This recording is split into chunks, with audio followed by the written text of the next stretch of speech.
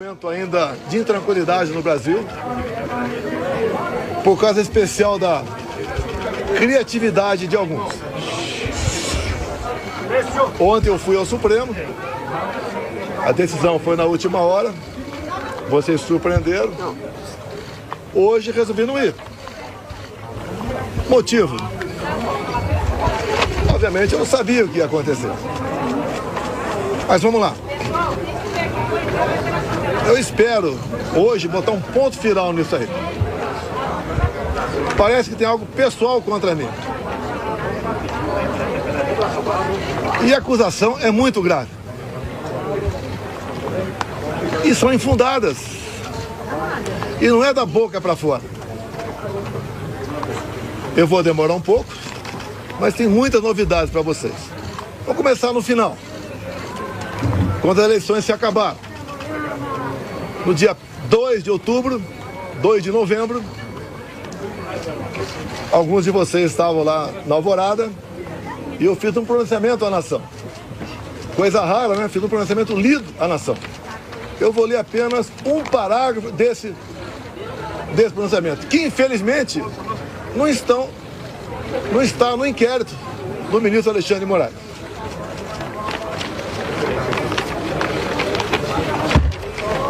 Lá, o terceiro parágrafo, bem curtinho.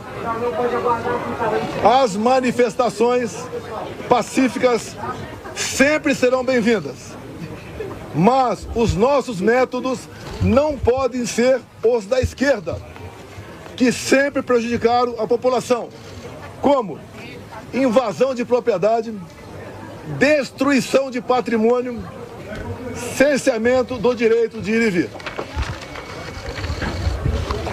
Ato contínuo, começamos a transição. Alguns dias depois desse pronunciamento, os caminhoneiros começaram a obstruir vias pelo Brasil. Eu fiz um vídeo pedindo para que eles se desmobilizassem. Eu não tinha intenção nenhuma em parar o Brasil, criar o caos, ou estava pensando em outra coisa. Eles cumpriram esse pedido meu. Durante a transição, conduzida pelo senador Ciro Nogueira, tive um encontro no começo de dezembro, no Alvorada, com o escolhido futuro ministro da Defesa, José Múcio. Ele foi pedir um apoio para mim, para que tivesse mais acesso aos respectivos ministérios. No dia seguinte, ele foi atendido em tudo. Voltou depois, entrou em contato conosco e pediu que eu nomeasse os comandantes militares indicados pelo presidente eleito Lula da Silva. Foi que eu fiz. Em dezembro, nomeamos 2 comandantes. O outro saiu mais no final. Atendi ao presidente Lula. Se tivesse qualquer ideia de força, não deixaria os comandantes do Lula assumir. 30 de dezembro de 22, o dia que eu viajei para os Estados Unidos.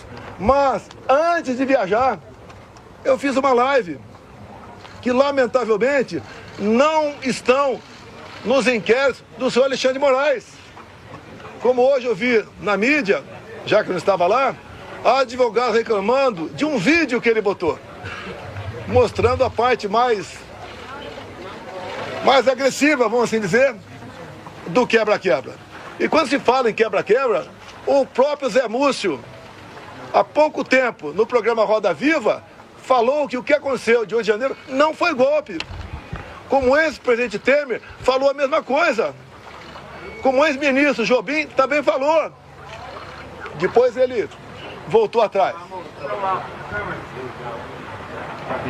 E na verdade, o resumo que eles falaram é o seguinte: golpe tem povo, mas tem tropa, tem armas e tem liderança. 2 anos de investigação não descobriram quem porventura seria esse líder. Eu vi entre ontem e assisti hoje o senhor Alexandre de Moraes falar que 500 pessoas aproximadamente assinaram não persecução penal, um acordo. E ele disse, o senhor Alexandre Moraes, que no acordo essas pessoas admitiam que estavam indo para um golpe. 500 pessoas se programando para um golpe e ninguém sabia. Também, nesses depoimentos, esse acordo, ninguém cita meu nome. 500 pessoas, ninguém cita o meu nome.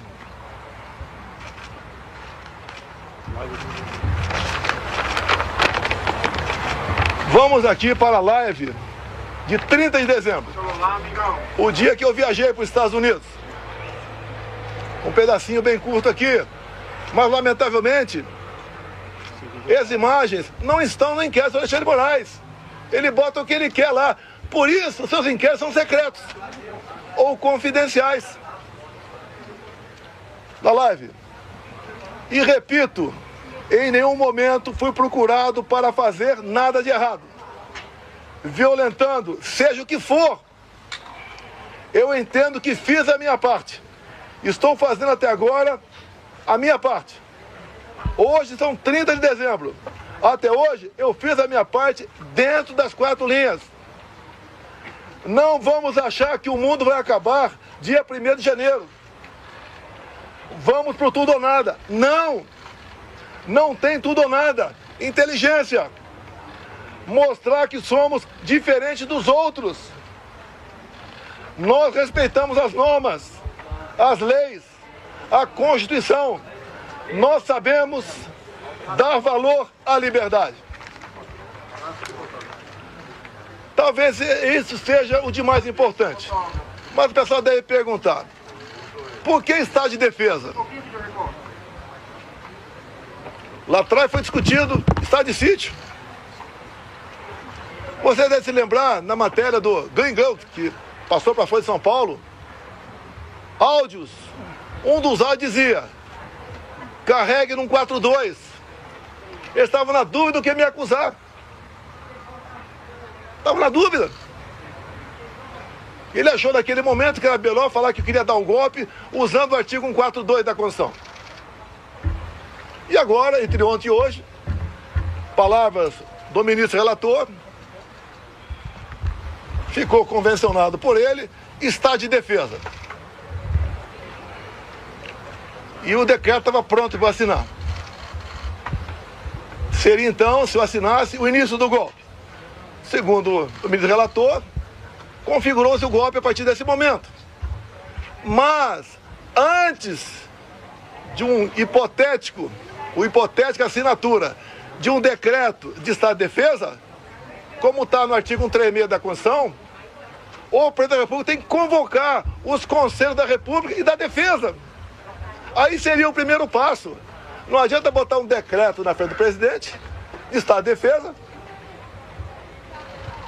e assinar, está resolvido.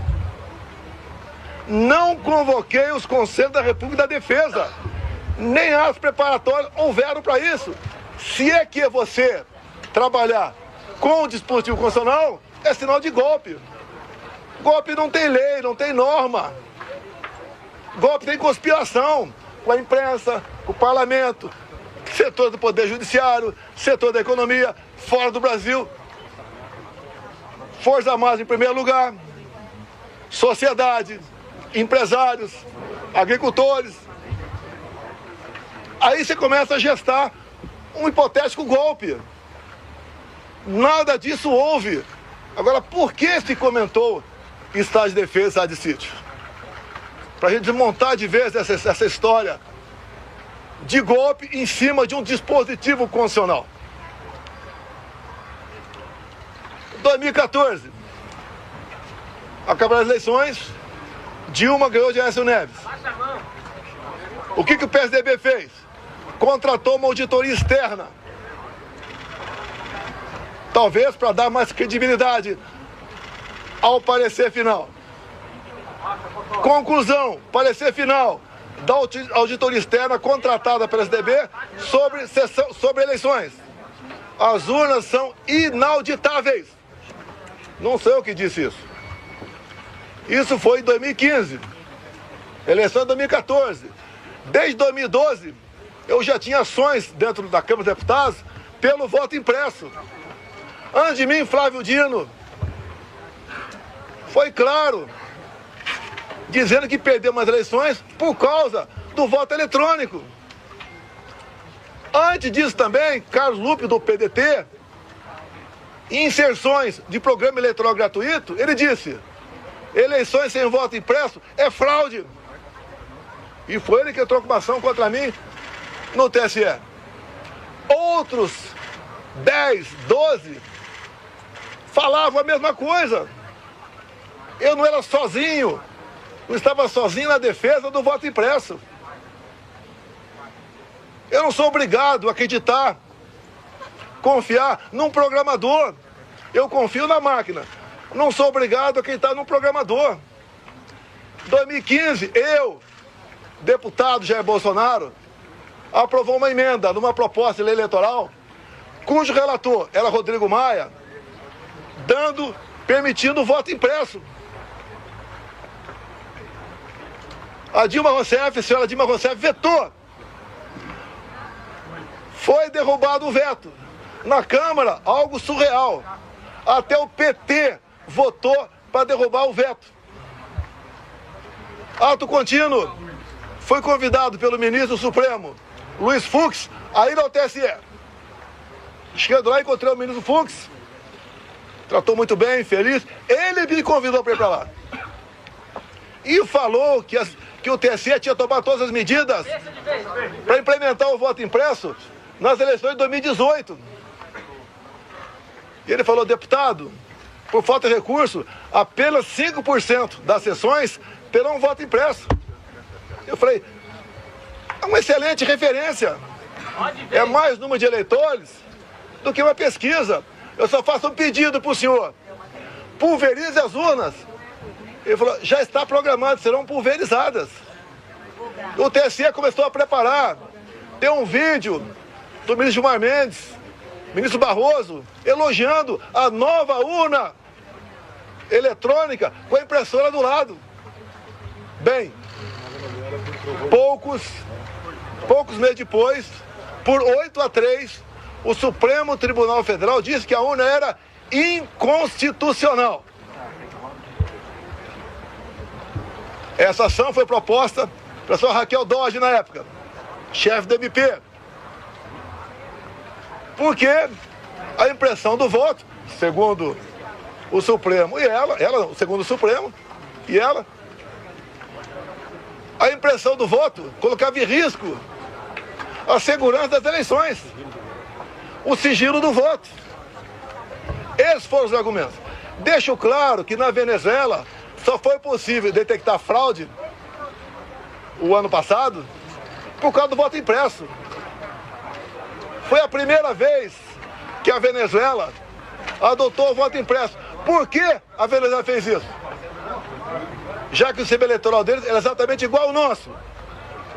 Porque houve um momento que o governo Biden queria comprar petróleo da Venezuela. E não podia comprar o petróleo sem nada em troca.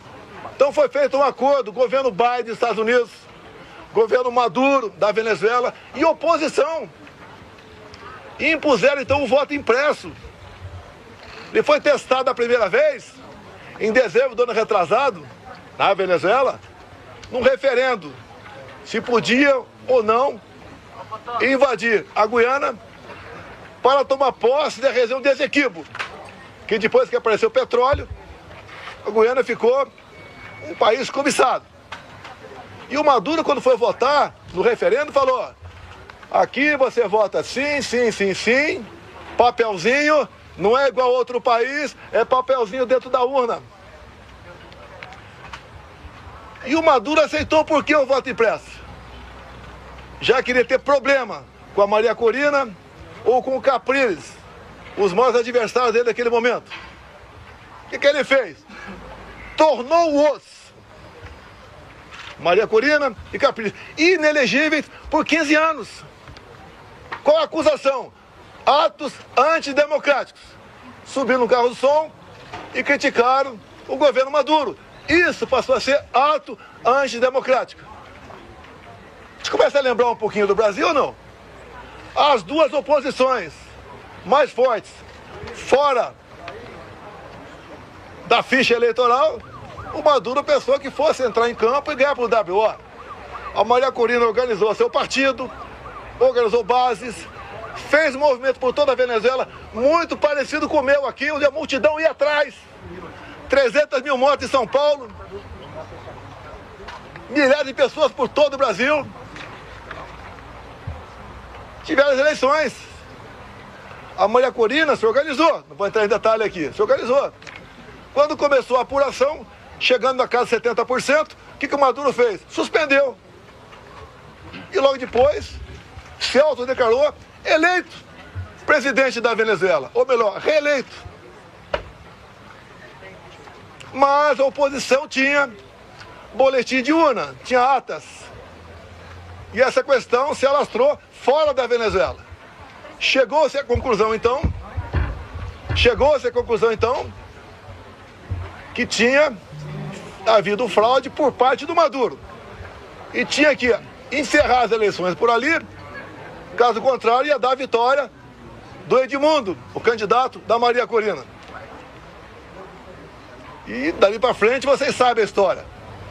O governo brasileiro, o PT reconheceu a vitória do Maduro. O governo brasileiro, Lula da Silva já, não quis reconhecer. Houve um entreveiro entre ambos. O Maduro falou em certo momento: a sua justiça eleitoral reconheceu você vitorioso aí. A minha reconheceu aqui. Fique quieto ou vou falar. Palavra do Maduro. O voto impresso é um direito. Como a contagem pública de votos tem que ser feita. A Alemanha não aceitou o voto igual ao nosso. Presidente, sobre a decisão de hoje... Não. Desculpa aqui. Eu não vou atender, com todo respeito a você, não vou te atender aqui. Tá?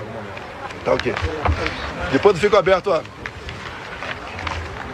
Então o voto impresso, mais de 400 deputados derrubaram o veto em 2016 para 2017. Eles estavam atacando a democracia, quem votou para derrubar o veto, atentaram contra o Estado Democrático de Direito. Agora vamos num ponto nevrálgico aqui sobre o voto impresso.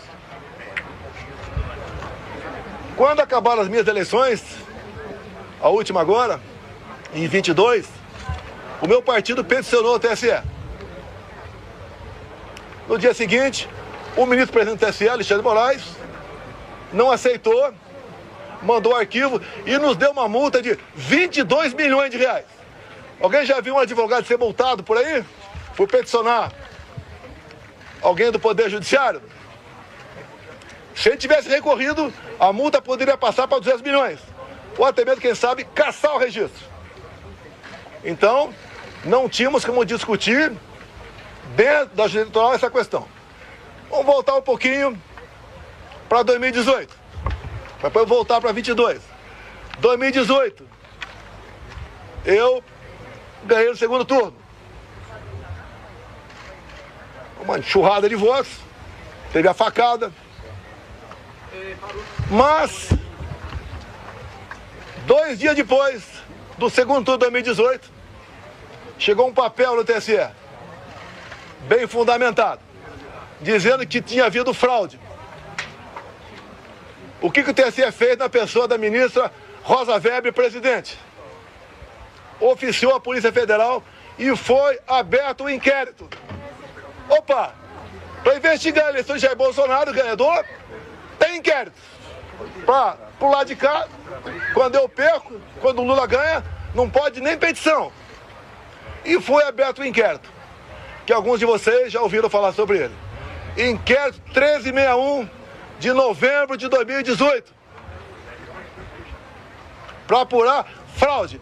E foi dada uma atenção muito especial, por determinação da presidente, para resolver rápido a questão de fraude. Estava na cara que já havia havido fraude. Para me tirar e botar o Haddad. O inquérito começou a voar na mesma velocidade dessa ação contra mim. Porque o Haddad tinha que assumir Eu fiquei sabendo desse inquérito em 21. Por que em 21? A Câmara dos Deputados começou a discutir o voto impresso. A autora da PEC, Bia Kicis, relator da PEC, Felipe Barros, do Paraná. Alguém falou de inquérito 1361 que até aquele momento eu não sabia. A comissão especial votou um requerimento e aprovou por unanimidade para buscar esse inquérito na Polícia Federal. E o Felipe Barros teve cuidado, quando pediu esse inquérito, se havia algo reservado, algo que tivesse alguma classificação sigilosa para não divulgar. A resposta do delegado, não. O inquérito chegou na mesa, então, da presidente da comissão especial, Bia Kicis. Foi distribuída cópias para todo mundo. Um documento ostensivo. Eu também tive acesso. Aí, então, começou algo realmente inacreditável. O que estava dentro do inquérito? Ato contínuo, em 22, teve uma reunião com os embaixadores do ministro Fux, com o ministro Fachin do TSE. E ele acabou essa reunião com os embaixadores dizendo o seguinte, algo parecido com o seguinte, senhores embaixadores, tão logo o TSE anuncia o resultado, os senhores devem, junto aos seus respectivos chefes de Estado, reconhecer imediatamente o ganhador das eleições. No mínimo, sinal amarelo. Fosse quem quer, eu ou Lula, é para reconhecer imediatamente? Reunir-se com embaixadores é uma política privativa do presidente da República. Ele não podia ter feito isso.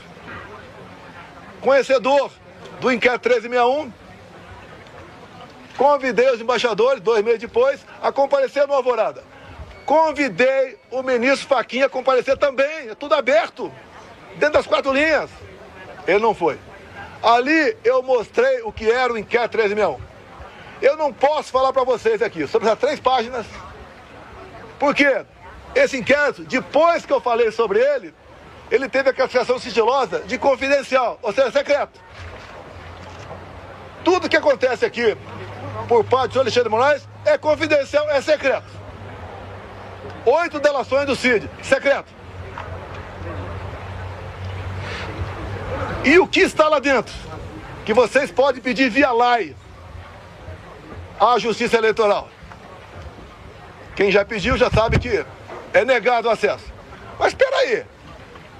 Fala-se tanto em democracia, Estado Democrático de Direito, um documento como esse, que trata da lisura sobre as eleições, a apuração de fraude contra o candidato Jair Bolsonaro, você não pode tomar conhecimento disso? Eu aprendi desde jovem que a alma da democracia é o voto. E o voto contabilizado. Por que você não pode tomar conhecimento desse inquérito? O que tem lá dentro? O que o ministro Alexandre de Moraes quer esconder? Vamos continuar. Estou sendo acusado de tentativa de golpe.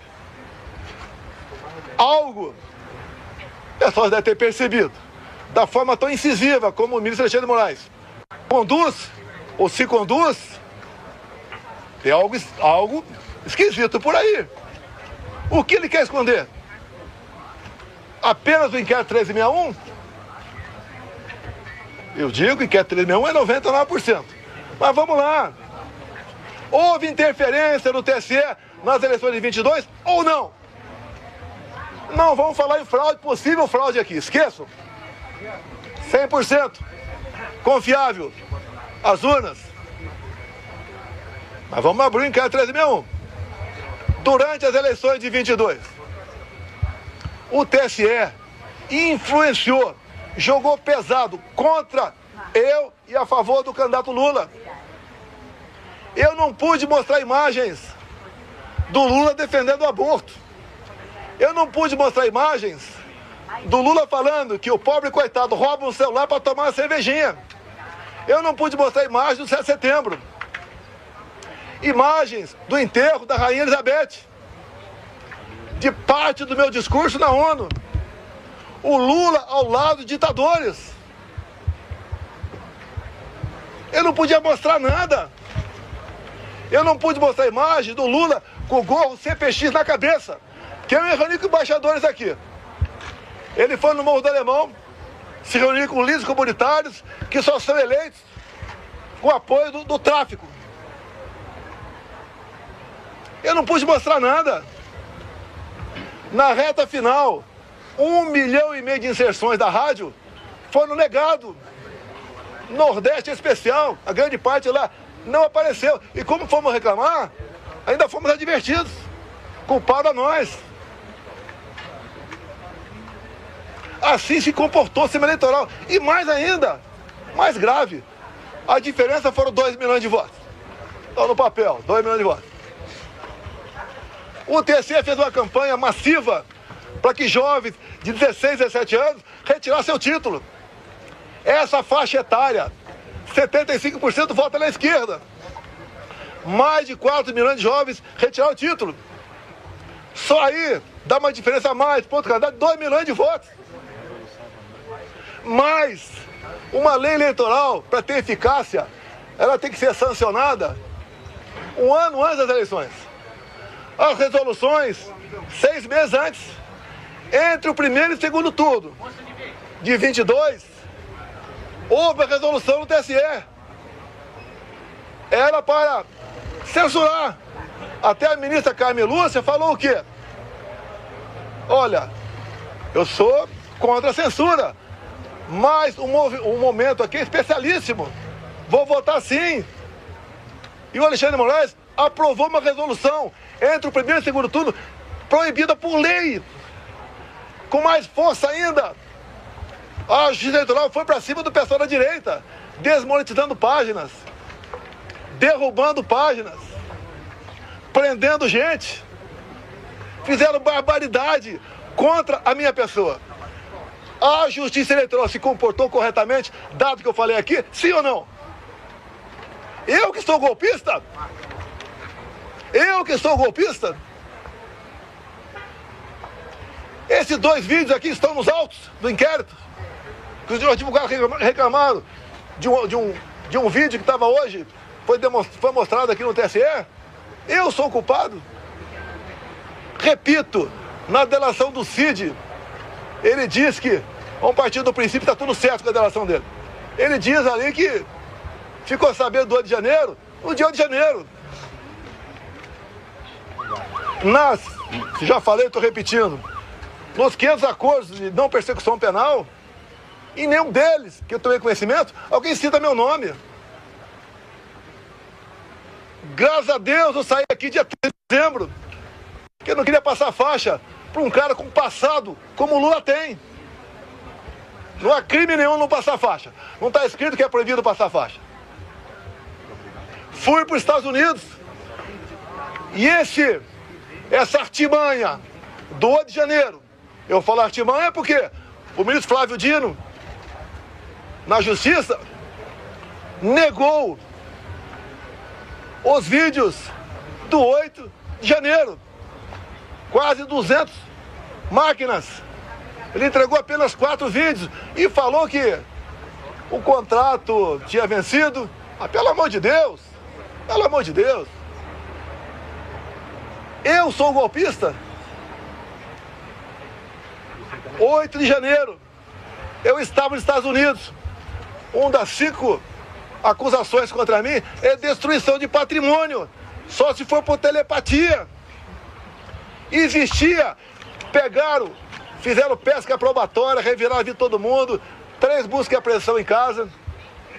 Não acharam nada a meu respeito. O próprio Cid falou que os militares estavam de férias no início de janeiro. Daí invento, o Lula ia assinar uma GLO. Se assinar é problema dele, pô. Vai dar golpe com os comandantes do Lula? Se os meus tivessem mantido, podia até ter uma elucubração nesse sentido. Os comandantes jamais embarcariam numa aventura. Discutir, como disse o então comandante do Exército, discutir hipóteses de dispositivos constitucionais, isso não é crime.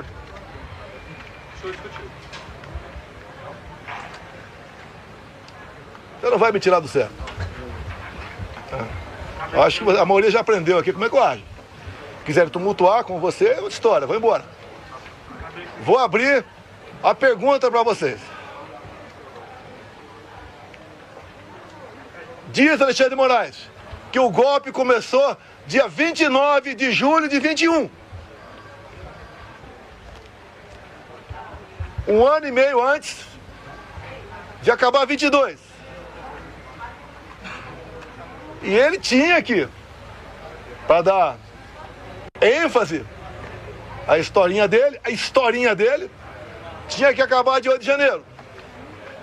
E como é que ele chegou 29 de julho de 21? Pegou de janeiro e começou a voltar. O que aconteceu nesse dia que vocês não ficaram sabendo? Ou foi a PF que descobriu? Aquela banda da PF. Nesse dia eu fiz uma live, onde eu falei sobre o inquérito 1361. Qual o problema? O inquérito ostensivo. E diz ele que eu difundi fake news. Eu difundi o que tinha dentro do inquérito. Se é fake news, o inquérito é mentiroso. Esse inquérito está inconcluso até hoje. Saiu de Brasília e foi para São Paulo. Nenhum delegado quer assinar o relatório final. Dado as barbaridades nessas 3 páginas sobre o sistema eleitoral. Eu acredito que vocês querem ter conhecimento disso aí. Vamos botar um ponto final? Vamos! O senhor Alexandre de Moraes suspenda o sigilo do inquérito 1361 de novembro de 2018. É fácil! Vamos para a verdade, vamos botar tudo na mesa. Por que essas prisões absurdas? 17 anos, como 14 para Débora agora. A Débora é uma golpista, terrorista. Ela está sofrendo mais que qualquer ser humano para sofrer na vida. Ela acorda e dorme, sem dar um beijo, sem dar um banho nos seus filhos. De 10 e 7 anos de idade. Por que 14 anos, 17 anos? Quer botar 30 em mim. Se eu tivesse devendo qualquer coisa, não estaria aqui. Fui para os Estados Unidos, graças a Deus, que se tivesse aqui de 8 de janeiro, estaria preso até hoje. Ou morto. Que é o sonho que eu sei que é de alguns aí. Que eu preso vou dar trabalho.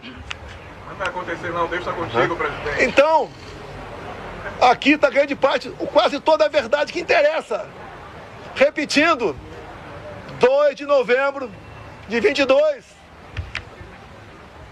Quando eu falei com a imprensa, li um papel e começam dizendo que vão sentir saudade de mim, como estão sentindo hoje. Eu vou estar o mês que vem no Rio Grande do Norte com o senador Marinho, como eu já tive outras vezes, depois das eleições. O tratamento é excepcional. Porque o João 832 eu usei na campanha e durante meu mandato. A verdade dói, mas o povo entendeu que a verdade é necessária. É picanha, de graça, cervejinha. Não tem nem ovo agora. A inflação está aí. O povo não quer mais confusão. Por isso que eu falo de anistia. Eu duvido que uma mãe aqui não se coloque no lugar da Débora e não queira anistia. Não encontrar nenhuma arma aqui. Eu estou sendo acusado junto com essas pessoas que foram presas. Tentativa armada. Que arma? Vai no Senado aqui. As armas apreendidas, estilingue, meia dúzia de mais nada. Que mais? Uma senhora com a Bíblia. Agora, as coisas aconteceram antes do pessoal que estava no acampamento vir para cá. Porque tem vídeo de pessoas comuns mostrando um cara sozinho quebrando tudo por aí. O próprio Lula tem vídeo dele falando: temos que saber quem deixou abertas as portas aqui do Palácio. Foi facilitado. Quando aconteceu o de janeiro, a imprensa só mostrava uma imagem, escolhida a dedo, só uma. Aquele cara magrinho, né? Com uma camisa, com a minha estampa na barriga, derrubando o relógio. Só mostrava isso. Alguns dias depois, o Lula estava fora do Brasil, acho que era a China, defendendo a mudança do padrão dólar. 3 dias depois, a TV CNN mostrou as imagens do G. Dias lá dentro. Junto com perigosos terroristas e golpistas, ele andando à vontade lá dentro. uniforme aqui embaixo, no meu tempo, por volta de 60 militares. A maioria cabe soldado, armado. E aonde é qualquer negócio, ir pro pau, armado, um fuzil. Alguém viu algum soldado armado nesse dia? Facilitaram a entrada deles. Não resta mais dúvida tocante a isso. Comigo, até o ministro Fux falou hoje, né? Que teve um 7 de setembro que ele ficou preocupado. Daí ele falou, graças à Polícia Militar do DF, nada aconteceu. Naquela época, o ministro Fux falou comigo, eu era presidente. O ministro, fique tranquilo, o nosso pessoal não faz baderna. Quando acaba o movimento, não tem papel no chão. Se é na Paulista, não tem um vidro quebrado. Não tem um cesto de lixo incendiado. E numa boa. Sem problema nenhum. O que assusta um outro lado, quando se fala em sistema? Que comigo foi diferente. Deus me deu a segunda via e me deu um mandato. E eu montei um ministério técnico, coisa que vocês nunca viram na vida de vocês. Como agora, continua o balcão de negócio. Ministério estatal, bancos oficiais. Comigo não tinha isso. Apesar da pandemia, que te lamenta as mortes. Gastamos R$1 trilhão. Reflexo da guerra. Terminamos 22 com saldo de 54 bilhões. Negociei com o Arthur Lira aqui. Votação de um projeto para a gente poder zerar impostos federais de combustíveis. E zeramos. O Paulo Guedes, na nova política dele de reindustrialização, diminuiu em 30% o IPI de 4 mil produtos. Eu zerei imposto de importação de muita coisa. Pneu de caminhão, peça de trator, material para energia fotovoltaica, medicamentos. E eu comecei a arrecadar mais. Com esse governo, só se fala em taxa. O Lula só acerta quando ele revoga uma medida sua ou de um ministro seu, com a portaria de carimbar a validade do ovo. Ele só acerta quando revoga. A imprensa fala que, parte da imprensa, que Copacabana flopou. Flopou. Eu não sei quantas pessoas tinha lá. A USP, com o pessoal com cabelo colorido, falou que tinha 18 mil. Ou tinha um quarto de Maracanã. Um quarto de Maracanã. A PM falou 400 mil. Mas nós levantamos que tinha mais 3 milhões de pessoas assistindo via internet. Como, por exemplo, a Rádio Ouro Verde. 3 milhões e meio. Corrigindo aqui, 3 milhões e meio de pessoas. E quando eu falei em concentrar no Rio, com todo respeito, seus parlamentares do meu lado, se eles fizessem um movimento na cidade dele, ia ter uma certa repercussão. Que eu queria que o pessoal ouvisse o que eu falei, o que o Malafaia falou, o que o Nicolas falou.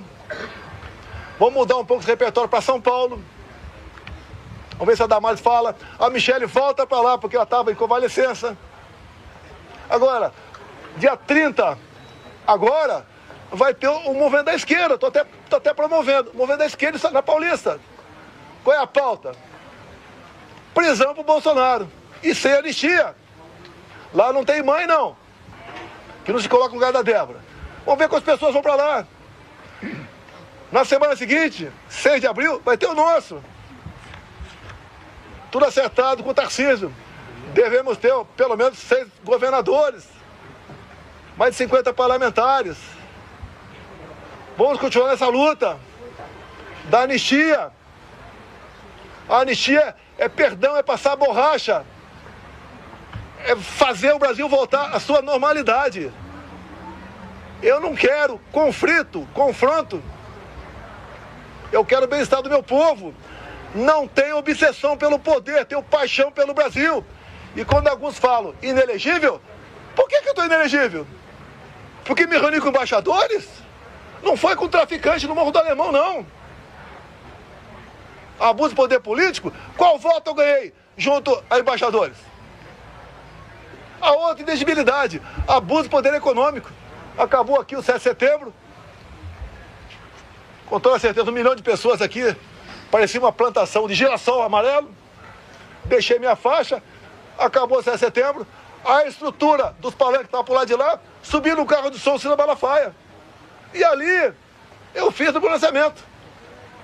E que coisa ridícula. Por ocasião da votação da minha elegibilidade, o ministro Alexandre de Moraes, falando, inclusive, ele fez um coro de imbrochável, imbrochável. O que é isso? Eu falei para um cara que estava lá embaixo, aquela medalha minha, não foi no microfone. E se tivesse falado, qual o problema? Como agora tá um grito aí, quando qualquer lugar que eu vou, chip, chip, chip. Qual o problema? Qual o problema? Alguém viu corrupção com estatal comigo? Acabaram com os Correios. Viu o rombo do Banco do Brasil? Como é que era, por exemplo, Porto de Santos? Dava prejuízo anual de 500 milhões. O Tarcísio assumiu o ministério. Passou a dar lucro de 500 milhões. Para onde ia esse 1 bilhão de reais? Ia para o bolso de alguém. Que, obviamente, começou a trabalhar contra mim. Perdeu 1 bilhão por ano. Você vai lá em Itaipu Binacional. Era conhecida apenas como uma empresa que gerava energia. Quando o General Silvio Luna assumiu, ele ligou para mim, ficou abismado. O tamanho da corrupção lá dentro. Eu falei, mas como é que isso nunca veio à tona? Ah, porque ó, Itaipu Binacional, por ser binacional, não é auditada pelo TCU. Podia meter o braço até o sovaco e roubar. Nós tapamos esse rombo. Junto com o ministro Saxida, foi a reta final. O que nós fizemos? Reduzimos em 45% o preço da tarifa em dólar. E mais, começamos e concluímos a segunda ponte com o Paraguai. Não é uma pinguela, não. Uma ponte de 470 metros de vão. Tá 2 anos faltando a cabeceira. Começamos a terceira ponte em Porto Murtinho, para a Bioceânica. Alongamos em 600 metros o aeroporto de Foz do Iguaçu. Levou água para o Nordeste. Vamos terminar Itaipu aqui. Atendi o governador Ratinho, asfaltando em 43 quilômetros. Também a pedido do Felipe Barros. Asfaltamos a Transboiadeira, 43 quilômetros. Atendemos, com pequenas obras de infra, mais de 50 municípios. O então secretário da Pesca, Jorge Seife, começou a tratativa com o Paraguai para nós praticarmos a piscicultura no Lago de Foz. A previsão era aumentar em 20% a produção de pescado no Brasil. Faltou o último passo, que mesmo para o nosso lado tinha que ter autorização do Paraguai. Mais um exemplo do estatal, que deixar de meter a mão nela. Os bancos do Brasil, Caixa Econômica, BNDES, cada diretoria era um partido, ou um grupo que trabalhava lá, não pelo banco, para si. Eu tive uma vez, uma pessoa muito importante, né? Foi me visitar e tinha um problema no Banco do Brasil.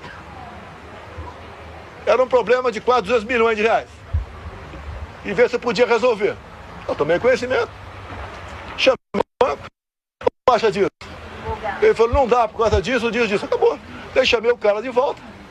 Eu falei, companheiro, desculpa, mas não dá por causa disso. Sabe o que ele me respondeu? Demita o presidente do Banco do Brasil. Era assim que as coisas eram tratadas no Brasil. Um momento marcante na minha vida. Tinha uns 15 mega empresários na minha sala. Daí um falou o que pra mim? Tô vindo do SPU. Pela primeira vez não fui achacado quando entrei lá. Olha como é que funcionou a Polícia Federal e a Polícia Rodoviária Federal. Recorde de apreensão de drogas e armamento. Olha o campo. Acabamos com a invasão do MST. Como? Armamento pessoal. Arma não mata. Tanto é que o povo, em grande parte, teve arma. E diminuímos em quase 30% o número de mortes por arma de fogo do Brasil. O Tarcísio foi um gigante. Acabamos com muitas balsas pelo Brasil. O Marinho levou água para o Nordeste. Com Saxida na reta final, acertamos toda a documentação para eólicas offshore na costa do Nordeste, para gerar o equivalente a 50 Itaipus. O Saxida acertou a documentação para a exploração de lítio na região mais pobre de Minas Gerais, que é o Vale de Quitinhonha. O Saxida também acertou a regulamentação para nós começarmos a explorar urânio lá em Santa Quitéria, Ceará. O que o Lula fez no final do ano passado? Teve aqui reunião do G20. Assinou 37 memorandos e acordos com a China. Esses acordos entregou o nosso urânio para a China. Acordos têm que passar pelo parlamento. E a comissão inicial é Relações Exteriores e Defesa Nacional. Por isso, eu me empenhei, junto com o nosso partido, ninguém foi violentado por causa disso, a indicação seria do Eduardo Bolsonaro. Com toda certeza, pressão de fora, bateu aqui dentro. O Lula quer botar o Brasil no colo da China. É só vocês da imprensa tomarem conhecimento dos 37 memorandos e acordos, até acordo satelital. O que o Lula quer? Quer uma internet dele e a China aqui dentro. Não tem como esse país ir para frente. Não tem. É impossível esse país ir para frente. Temos potencial para dar um salto enorme. Por que não vai para frente? Grupelhos. E quando eu acabo com o loteamento, ou em grande parte, desses loteamentos, em estatais, em ministérios, em bancos oficiais, eu estou dando um golpe nessas pessoas que sempre se viveram na sombra do poder. Botamos um ponto final nisso. Se eu fosse tido um presidente mané, né, como outro qualquer, ninguém está preocupado em processar. Me pinto agora nesse inquérito como o maior criminoso da democracia. Eu não interferi no TSE, o outro lado interferiu. Eu não soltei nenhum bandido para disputar a eleição. Eu não tornei nenhum bandido elegível, anulando condenações para poder disputar a eleição. Dá para entender uma união de Alckmin com Lula? Com tudo que eles foram do passado? Que constrangedor pro Alckmin ir num evento com Lula e cantar Internacional Socialista. O Alckmin pro Irã fica ao lado de 4 terroristas, 3 já foram eliminados. O Alckmin e Lula falar que o Hamas não é um grupo terrorista. O que eles querem fazer com a polícia militar agora? Numa PEC.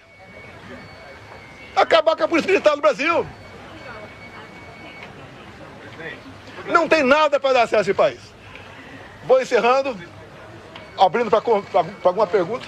Presidente, o senhor teme uma eventual prisão agora que o senhor se torna o réu? Os advogados estão orientando aqui a não dar... Não,